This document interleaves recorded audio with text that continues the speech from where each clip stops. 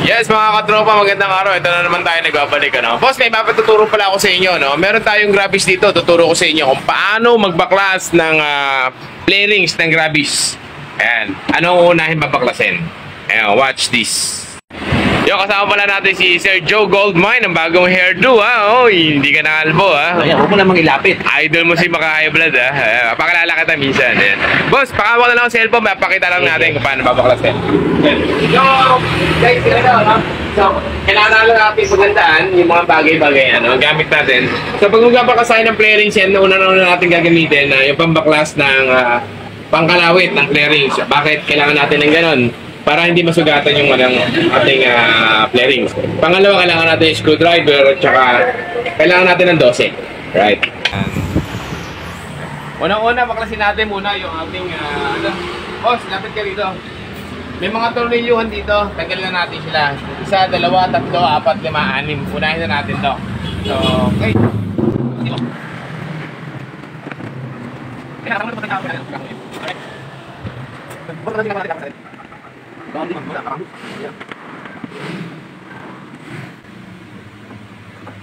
Yung mga idol, pagkabaklas natin ang 6 na tornilyo na yan, ito naman tayo. Sunod natin yung nandito. Tornilyo rito, tsaka yung clip dito sa ilalim. So, 4 naman yan. Pagkatapos nun, sunod na natin baklasin. Ito naman. Ito muna. Pagka-Grabis sa inuuna, normal na motor natin ang inuuna, ibabaw, di ba? Para makuha natin siya. Ang ligo, ito, babaklasin muna natin ito ilalim. So, kasi dito, pag inuna natin ito, ibabaw natin. Sungkitin lang natin siya. So, pagkasungkit nito, palawit mo lang, tutunog siya, bakla. Pangalawa, dito rin. Palawit mo lang din.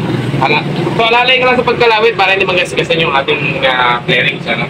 So, pag angat niyan, tutok mo na lang yan, angat na siya, kusa. So, pagbaklas natin, ito na yun. So, ayan. Pwede ka na mag-install dyan, mga gusto mong galawin dyan. So, kung gusto mo naman siya tanggalin, hindi mo siya matatanggal basta-basta. No, kahit tanggalin mo yan, hindi mo rin mahuhugit basta-basta yan. Ang technique, paano mo makuha yan? Pakita ko sa inyo, ha? Pinaklas natin to,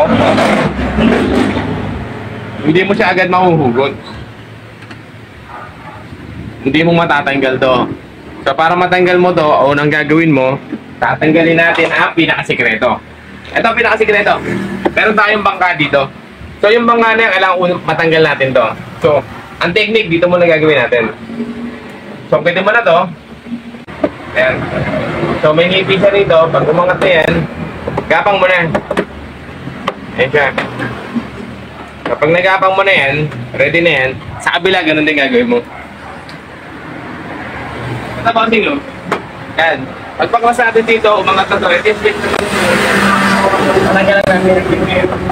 Tapos, gapang mo na yan. Aangat na sila. Pagpaklas niyan, hubad. Matatanggal mo na ngayon ito. So, ang gagawin mo ngayon, tanggalan natin yung tornilyo niyan. Tanggalin mo rin ito. Malaki natin ng 12. Ayan. Gis pala, Gis. Sorry. So, pag tanggal ng Gis, ingatan mo lang, baka mawala yung washer, ha.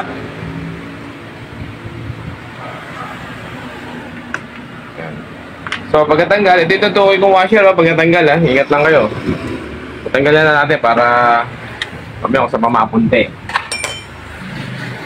So pagkatanggal niyan, dito na gagawin natin. Susundutin natin to. Para umangat lang siya.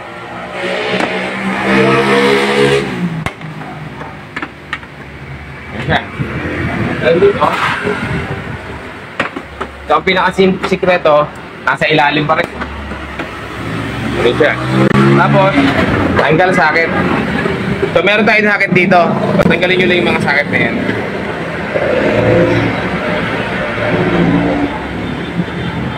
Bali, lumalabas dito kay Grabis, meron siyang 3 sakit. Tanggalin 3 sakit.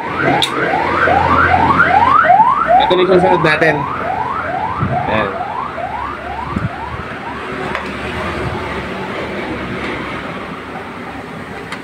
Okay, boss. Pagkatapos nun, bossing, parang ano lang yan, ordinary na lang. Huhugutin lang natin siya. Okay. Ito yung tinutukoy ko sa inyo, boss. Bakit hindi siya matanggal? Ito, nasasabi ko hindi matanggal. Meron po siya dalawang sikretong tornilyo.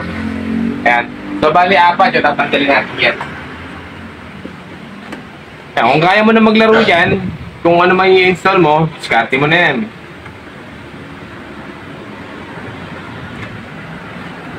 So, yun. So, yun yung ano, pinaka-iber na itong grabe sa ordinaryong motor natin. Ibang mga motor natin, pinabira dito sa ibabaw. Tapos, bago ka makapanat doon sa ilalim. So, ito, pupunayin mo lang siya.